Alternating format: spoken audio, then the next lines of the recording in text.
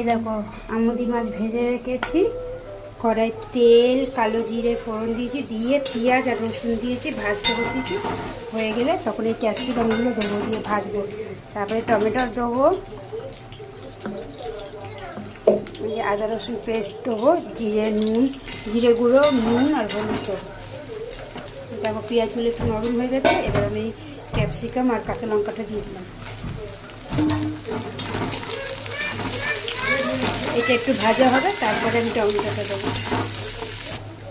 এরকম হয়েছে। এবার একটু আদা রসুন পেস্ট দিলাম,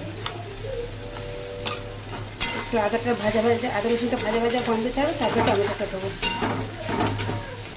দেখো আদা রসুনটা ভাজা ভাজা হয়ে গেছে, এবার টমেটো দেবো। টমেটো একটু বেশি করেই দেবো।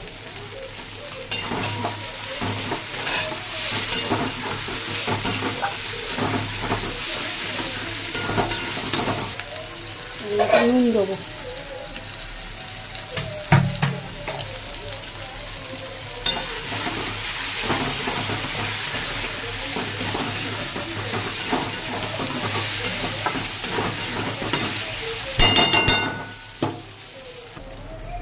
এবার এরা কাশ্মীরি লঙ্কার গুঁড়ো দিয়েছি, এই যে মাঝখানে লাল লাল কাশ্মীরি লঙ্কার গুঁড়ো দিয়েছি। আর এবার একটু হলুদ দেবো।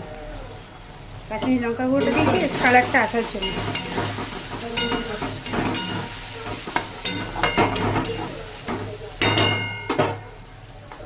এবার দেবো একটু জিরে গুঁড়ো, প্যাকেটটা দিয়ে ঢালা হয়নি।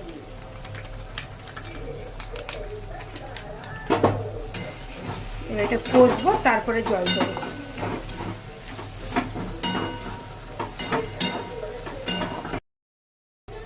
এবার দেখো কষা হয়ে গেছে, এবার জল দেবো।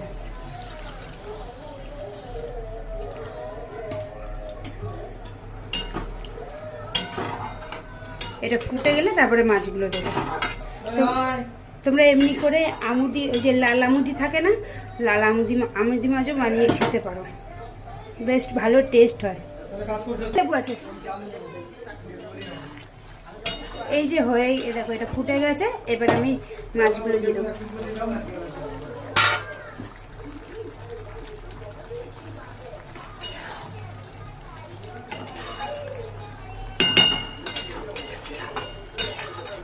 এবার এটা পুরো গামাকা হবে, তারপরে নামাবো।